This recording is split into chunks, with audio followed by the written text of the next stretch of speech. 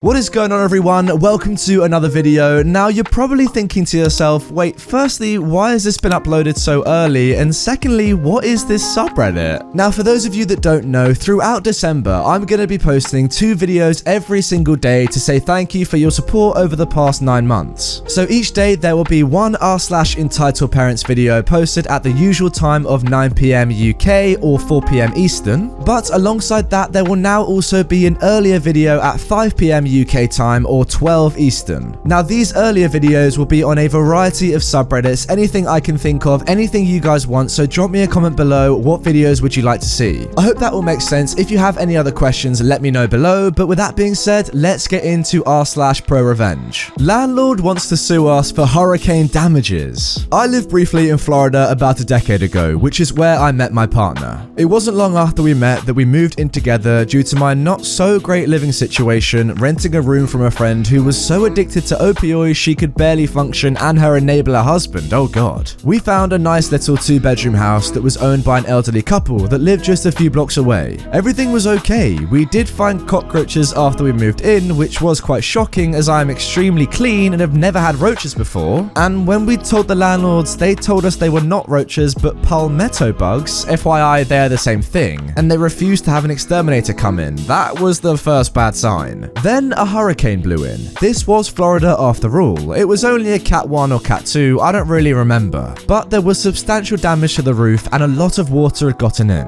Being northerners, we had no real idea how to prepare properly, and the landlords just told us to lower the hurricane shutters, so that is all we did. It wasn't long after we had mold growing on our walls, especially in the laundry room. We reported it to the landlords and they told us to just wash it down with bleach water. So we did, and it came right back, so it was a constant cleaning process. When we complained, we were told that was what life in Florida was like. They also came and took a look at the roof from the yard and told us, "You two are strapping young men. You can go up there and fix it. Just let us know when you're done." Yeah, no. Then another hurricane blew through, again only a Cat 1 or 2. But this time we had windows broken during the storm, and since our roof was still not repaired or even tarred from the last storm, our carpets and furniture was soaked. Here comes the black mold again, but this time not only on our walls, but on our carpets and furniture too. I spent the days outside with our dog and we were sleeping in my partner's office. Oh jeez. Our landlords again told us to just clean it up with bleach water and that the damage was our fault since we didn't prepare well and hadn't fixed the roof ourselves. So we called the city and had an inspector come by. He walked in and balked at what he found. Black mold all over the carpet and walls. The roach population had a little boom and he could tell. And while looking at the roof, he said it was in clear need of repair prior to the storm. And it still hadn't been tarped. The best part is, when I was standing at our open door with the inspector just inside, the old man came walking up talking about how we better have repaired the roof and how they were going to charge us for all repairs and carpet replacements and mold removal, yada yada yada. Cue the city worker who came around the corner and asked him if he was the owner. He said yes, and the inspector told him he was condemning the house because it was not habitable and that it was not our responsibility as tenants to make or pay for the repairs. He also recommended that we should be released from the lease. Never seen an old man wobble away so fast. Later that night, his wife called, raising high holy heck about how she was suing us for damages, how we were not getting any money back, blah blah blah. She also said she'd remove the condemn/danger signage that was placed on the door because it was embarrassing. People knew it was our property. But she made a mistake. She wrote us strongly worded letters about how we were taking advantage of the elderly, how all the damages were our fault since we didn't do any repairs, how she would not release us from the lease, and how many lawsuits she was going to hit us with. After contacting the inspector who saw our house, who took another trip to the house to replace the signage, we turned all of this in. He laughed and sighed and said he knew exactly how to handle it, since he saw this all the time after hurricanes, and if they actually sued, he would testify in our favor, since what they were doing was highly illegal. He then told us he was going to pay them a little visit and make sure the letters got into the hands of the right people, as well as how he had to replace the signs, another thing she admitted in the letters. About a week later, we got a really pleasant call from the landlady saying we were such wonderful tenants and how she was refunding our security deposit, and how she was graciously going to let us out of the lease and not pursue any charges or the rent for the last few months, which we had refused to pay since we could not live there, and if we needed help finding a new place, to let her know and she would refer us to some of her friends who own property too. Lol, nope.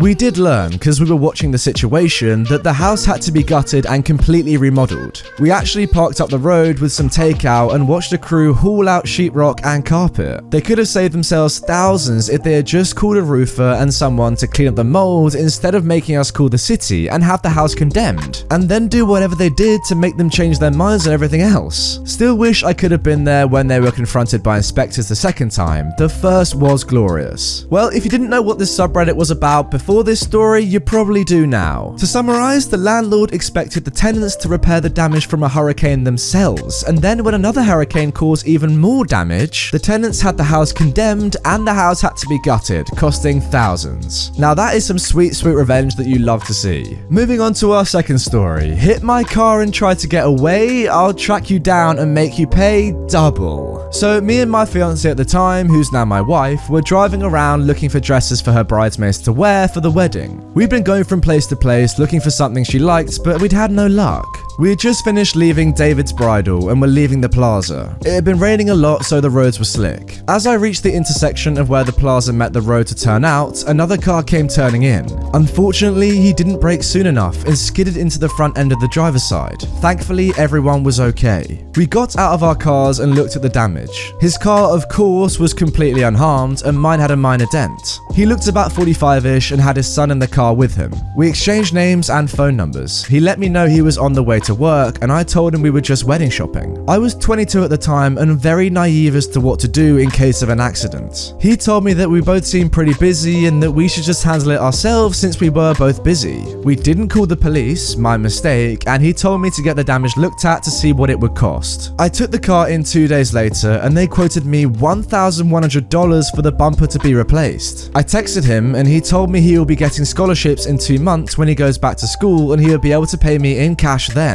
I, again naively, told him that'd be fine. A week later, I followed up with him about another estimate I got which was lower than the original, $900, but I got no response. I texted him again and again for the next few days and nothing. At this point, I realized he had bailed. Here we go. So I came up with a plan to find him. All I had was his name, a now useless phone number, and a general area of where he worked. I searched for him on Facebook and was pretty sure I found him. I searched under his family members and saw what looked to be like his son. My soon-to-be sister-in-law was 16 and looked about the same age as his son. I decided to go full-on sleuth and go undercover. I used her Facebook and changed her last name to match theirs. I then messaged the son and told him that I thought we might be cousins. I asked him some questions about his dad, like name and his job, and told him that my mum said I have an uncle down there by that name and worked at this guitar shop. He answered yes, that was his dad's name, and told me the name of the place where his dad worked. I was so relieved I was making progress. The next day, I drove back up near the accident and found where the man worked. I found his car and took pictures of his license plate. I then took all the info I had and went to the courthouse. I filled out paperwork and handed it to the clerk.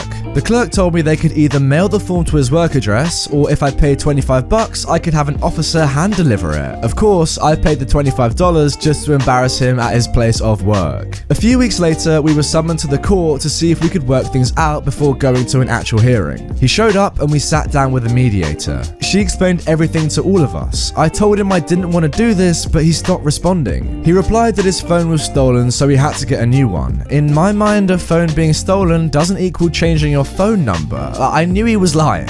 The moderator asked him to step outside. She talked to us and told us not to trust him because his story didn't make sense. The mediator invited him back inside and we read over the terms I listed in the court documents. He was to pay $2,400. I charged him the original replacement cost, gas from driving back and forth, my time for doing all this work, and extra just for being a butthole. He said he would pay, but didn't like that I went to his job and took pictures of his car. I replied that I didn't like that he hit my car. A few months months later, he paid the full amount in cash and had to pay for our court costs as well. I sold the damaged car and took the cash he gave me to buy another car fully in cash. All in all, I benefited from it, but next time I'll just call the cops and save myself the headache. Oh, that's so good that justice was served to him at work. That was definitely worth the $25. You can just imagine his co-workers and customers seeing it happen and him just being so embarrassed. Anyway, that is going to do it for this video. I really hope you guys have enjoyed it. I haven't covered ProRevenge in ages, but yeah, I really like this subreddit. As I said in the intro, let me know your favorite subreddits for me to cover in videos down below, and I'll get to them over the course of this month. With that being said, I will see you all later on today at 9 PM for the normal Entitled Parents upload.